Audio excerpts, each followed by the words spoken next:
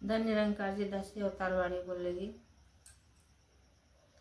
एक छड़ी है हाथ में यम के, पापी मार भगाने को।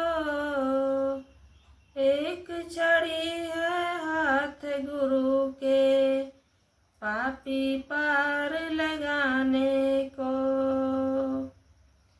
एक छड़ी है हाथ लुटेरे, जो मारे हर राही को।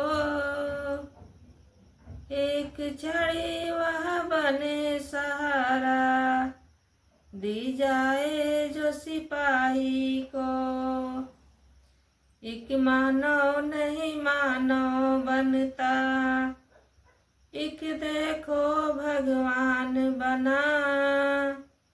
कहे अवतार एक ही वस्तु, जो बूझे इंसान बना। कहे अवतार एक ही वस्तु, जो बूझे इंसान बना।